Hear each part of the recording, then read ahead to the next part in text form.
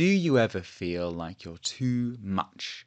Do you ever come away from conversations or interactions and just wonder, oh, was I too emotional? Was I overthinking this? Did I impose upon them too much? Oh God, what are they thinking about me now? Did they enjoy that? Was I too loud? Did I ask for too much? Being worried about how other people perceive us is a very normal human trait, but oftentimes, and especially if you're someone who's clicked onto this video, that trait about caring what other people think and worrying that we're too much for them can be a sign that we've fallen into the trap of anxious people pleasing. And when you're a people pleaser, your feelings often come from a place of being worried that you're too much for other people, and also simultaneously feeling like you're just never going to be enough. And that I'm never going to be enough is a feeling of shame. And shame is essentially the feeling that I, who I am, what I am, me, isn't good. And that's very different from guilt, which, as you probably know, is like I took an action that isn't so good. There's lots of videos out there. I'll probably make a video on the difference between shame and guilt at some point. But shame is this feeling that really drives us worrying that we are feeling like we're too much. And where does this shame come from? Well, it comes from the place, for most of us, in our childhoods. As a child, you might have been told really explicitly that you are not good enough, that you're too loud, that you're too much, that mummy needs space to do this and daddy's angry at you. Perhaps you were parentified and you were made to take on more responsibility than a child needed to. Or maybe it was just generally having to care for some other person's feelings more than actually caring about your own. And so you never learned, you were never taught, showed, role modeled, or allowed to care about your own feelings and how you feel. And so now as an adult, that pattern plays out because you're still carrying that wounded, scared little child within you. And that pattern plays out as being worried that you're too much for other people because when you were small and you needed other people to look after you more, they did tell you it was too much. And so what does that mean for you now? Well, you're an adult now. You know how to take care of your needs. You have an adult part of yourself that can do that.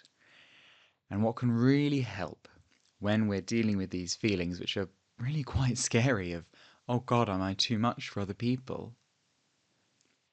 It can really start helping to both nurture that relationship with your adult part of yourself and take that and come and look at the scared little child part of yourself and start being like, no, it's okay. It's okay for you to be you. I am here now. I can hold as much space for you, for as much of you as you possibly need. Because, and here's the really interesting question, what if you're not actually too much? What if it's not a bad thing that you have all of this energy to give? What if you could hold all of that energy and not judge it and not get bogged down in the shame and the other parts of you that think it is a bad thing? Because that energy, that wonder child energy, is what really helps you go out there and live life. And of course, that can be quite scary. It involves taking a risk. When we are worried that we're too much, normal everyday things that actually really help us in life, like expressing our emotions or caring about our needs, or even just taking up space, can feel selfish, dangerous, like we might go a little bit out of control or be too much and then other people are going to turn on us. But actually, once you start to reconnect within yourself and you notice the shame and then you use that wiser adult part of yourself to observe the shame, it might come from something like an inner critic, to just gently hold that there, take the hand of your inner child and go, it's all right. You can be you. You can be loud. You can be expressive. You can be energetic and overexcited and too much and too big. When you start nurturing that and getting in touch with that and validating and accepting that part of you, suddenly a little bit of space will arise in you for the possibility that maybe it is okay. And once you've cultivated that within yourself, you've got to do the very scary thing of trying it out. Now, if you're in therapy or if you have a safe person or a group that you can go to, you can take that and you can have them hold it for you and reflect it back to you.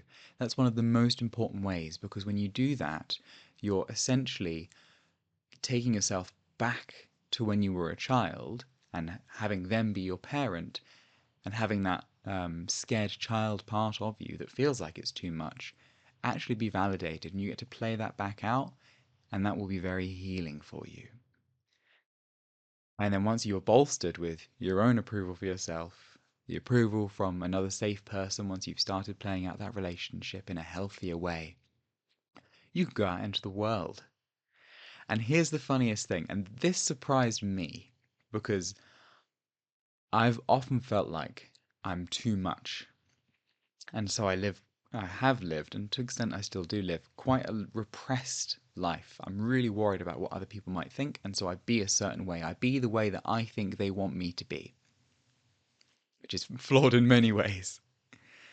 But when you actually then go out and you take that wonderful, energetic child energy into places where you hope it's safe, and you risk showing some of that, in my experience, and in the experience of many of the people that I've spoken to who also enjoy doing this work, you'd be surprised by how okay people are with it.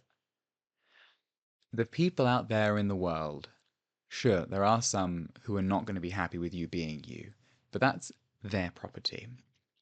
If you go to a space where you reckon there's a good chance that other people are just people you would like to hang out with, and then you take a risk to share some of yourself that might be slightly too much, you'd be really surprised by how totally cool people are with that, because other people don't care.